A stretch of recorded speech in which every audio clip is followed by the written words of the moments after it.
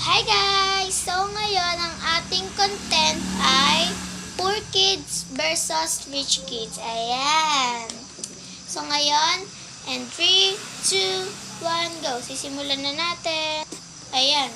Ito ang poor kids. Papadalahan mo ako ng pera? Ay, wag na. Meron pa naman ako ditong pera.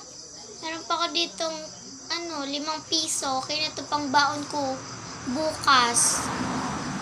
Wag na, ma. Bibilihan mo pa ako ng sapatos? Eh, maayos pa yung sapatos ko. Tignan mo. Wait lang. Tignan mo po.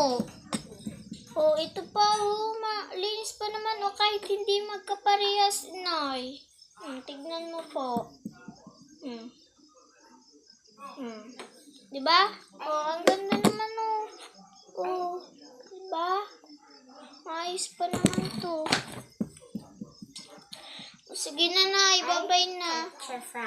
Bibilihan mo pa ako ng pambili ng ulam? Wag na. Meron pa naman kami ditong ulam. Meron pa naman kami ditong tuyo. Sarap pa nga nun.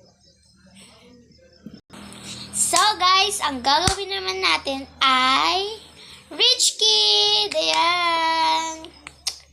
So, and 3, 2, 1, go.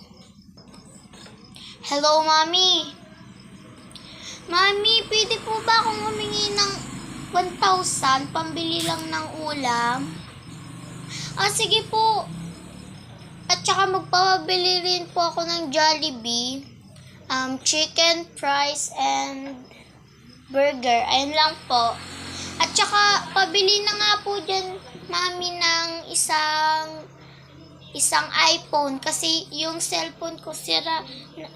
Ang pangit na nito, oh. Pangit na nitong cellphone ko. Kaya, bilihan niyo po ako niya ng iPhone. Parang pangit na. Parang mas maganda yung iPhone 16. Ayun na lang po. Tsaka po, bilihan niyo po ako ng brand new bag. Kasi po, sira na po yung bag ko. Ang pangit-pangit na nun. Tignan niyo po. Wait lang. Ito po, Nay. Tignan. Ay, Mami, ito po. Tignan niyo. Ang pangit niyan. Hindi na to brand new. Kakabili lang kasi nito kahapon. Hindi na to brand new. Gusto ko yung brand new. Ayan. Tignan niyo nga, Ba yan? 100,000 lang naman laman ito. Unti-unti.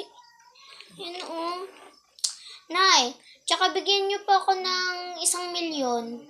Bilis na po, Nay. Bilis na, Nay.